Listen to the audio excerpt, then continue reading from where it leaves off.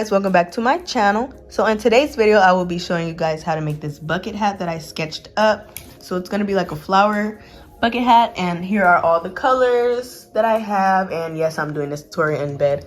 But yeah, basically you're gonna need 5 different colors. It depends on you. Like if you want your petals to be the same color, you can just use one color, but I chose to do these 2 colors for my petals, as you guys can see. And then the green will be the first border, the white one will be the second border, as you guys can see, and like the main color of the hat, which you can see on the brim. So yeah, that's pretty much what I'm doing today. So you want to get your hook. I'm gonna be using a 4.5, which I feel like I should be using a 5.0 millimeter hook, but I don't feel like getting up to get that. So I'm gonna just crochet pretty loosely. So yeah, let's get started. So you're gonna start off with your first color, which would be this color right here, and this one is clearly right here. So you're gonna make a magic ring, because we're gonna obviously make the circle part of the bucket hat. And keep in mind, you're gonna need to do a total of 5 of these because we're needing one at the top, one in the front, and then another one on the back, and then these 2 are the same thing, so you need 5. So we're gonna chain 3 to start off with, and then we're going to insert 12 double crochets inside our magic ring. Hopefully this lighting is good for you guys. It's kind of bad, so I'll come back with flash. Okay, so again, you want to have a total of 12 double crochets, and once you get to 12, you just want to slip stitch to join in the first double crochet. So let me count to see where I'm at. 1 2 3 4 5 6 7 8 9 10 11 and 12. So now that I have 12, I'm gonna pull this to close the magic ring a little bit, and then I'm just going to slip stitch to the first double crochet, and I'm pretty much just gonna cut that right off because we're gonna move on to the next color afterwards. So I'm just gonna cut it right there and pull it to seal it. And I usually burn all of my ends, so like I create a little knot and then burn them just so it can unravel. So you're gonna have to weave them in or burn it, do whatever you need to do, but that's besides the point right now. We're going to do a total of 5 of these, so we got to do 4 more of this little circle part.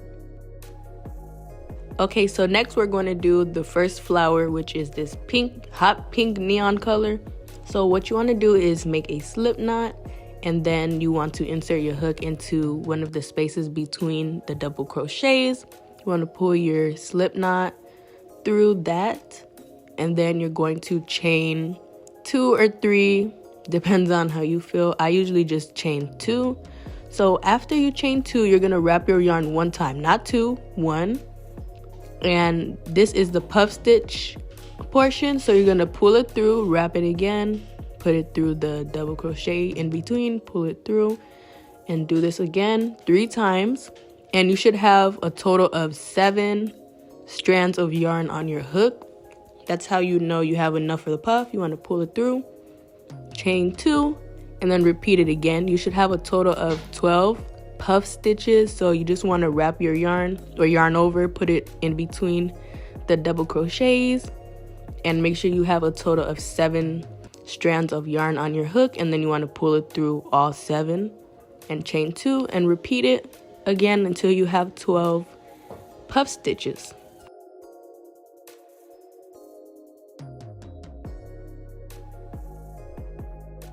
Okay, you guys, so I am done with all 5 of these.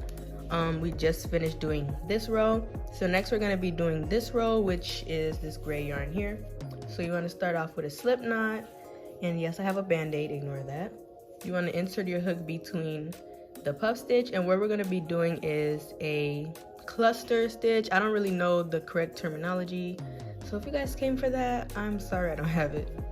But you just want to basically chain 3 to start off, and then we're gonna pretend like we're doing a full double crochet, but we're not gonna pull it through the last 2. So we're going to yarn over and do a double crochet, yarn over the first two, but the two that's here, normally you would yarn over to create a double crochet. You're not going to do that. You're going to yarn over again, insert your hook, yarn over two, insert your hook, and then pull through two.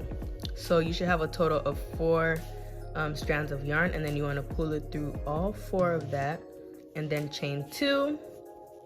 Repeat this all around, and you should have a total of 12 of these. So again, you're going to yarn over, put it through, pull through 2, yarn over again, pull through 2, yarn over, pull through 2, one more time, yarn over, and pull through 2. So you should have a total of 4. I have a total of 5 right now because of the last stitch. So we're gonna pull that through. Now that I think about it, you should technically have a total of 5. The 5th one would just be from the last cluster that you did, if that makes sense. So again, I'm gonna show you guys just so you guys are clear. Yarn over, put it through in between the puff stitch, just like this. Pull through 2, yarn over, pull through 2, yarn over, pull through 2, one more time, so you have 4 of these, pull through 2. So you should have a total of 5 technically because of the last little chain 2, and then pull through all 5. And you want to repeat this, like I said, for a total of 12 times, and you want to do this to all 5 of your little, circle thingies. And yeah, so that's what you're gonna do.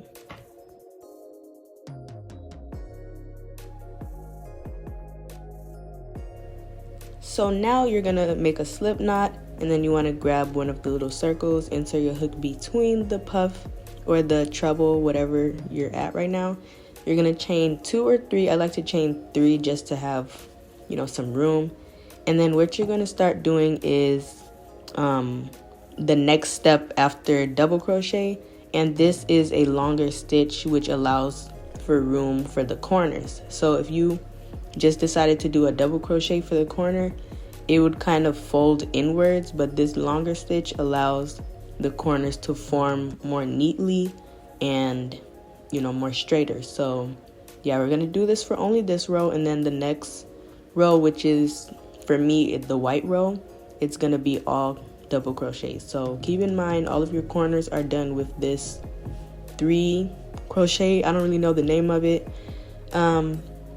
If you guys watch me, you know that I am a decent crocheter. I'm just not the one who has all these different terms that you have to memorize. My channel is for the people who like simple tutorials, who explain it to them in a way that basically like a 5-year-old. That's the way I need it to be explained to me, so that's how I explain things. So yeah, you're just gonna go ahead and do that. For this row specifically, you're gonna do 2 side stitches, so 2 groups of the 3 double crochets, and then after you do that, you're gonna do another corner. After you do the corner, 2 more side stitches of the groups of double crochet. And yeah, you should have a total of 4 corners and 8 side stitches in total. Okay, now time to do the final row of the granny square. So mine is obviously this white like cream yarn, and yours will be different depending on what color you guys chose. So what you want to do is have a slip knot ready to go.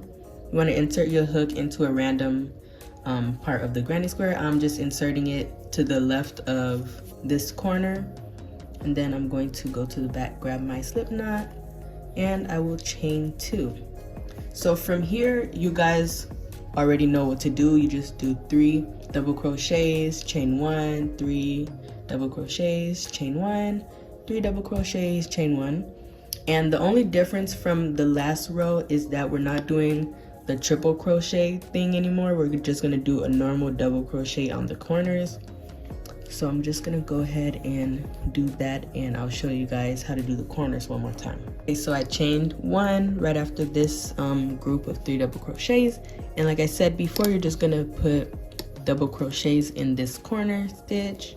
you're gonna do 3 double crochets. Instead of chaining 1, you're gonna chain 2, insert 3 more double crochets, and 1 more. And right after the last group of double crochets for the corner, you're gonna chain 1 and repeat what I did here all around, and you should have a total of 4 corner stitches, or 4 corners, obviously, like duh. So yeah, go ahead and do this, and you should have a total of 5 of them. I only have 2 more to do, so I'll be back to show you guys how to connect the squares to, you know, do the fun part of forming the hat. Hey you guys, so this part is pretty simple. All you need to do is connect the squares together using whatever method you guys want to use. I think I'm gonna use the slip stitch method, and I will show you guys how it looks after I connect each of these. So there should be some connections going on here, here, and here, and I'll show you guys how to do the top in a second. So I just finished the last connection. I don't even know what to call that. I'm gonna cut the yarn. Well, technically this is not the last one. So the last one that I need to do is connecting them together this way. So the way you want to do that is the same way you did all your other connecting whatever. And what I'm going to do is, for the last one here, I'm gonna make sure to leave the yarn hanging. I'm not gonna cut it because I'm gonna use it to sew this to the top. So remember not to cut it. So this is what it's looking like now. I flipped it inside out, so the inside or the outside of the hat would be this side and the inside of the hat would be this. So you want to get your last square and you want to make sure it's inside out just like this, and then you want to go along each edge and sew it together to create the hat. And then once you sew it together, you want to flip it the other way, and then we're gonna start doing the brim. So here's a little kind of like a little sneak peek of how it will look after you sew it all together. So I'm going to show you guys that in a second.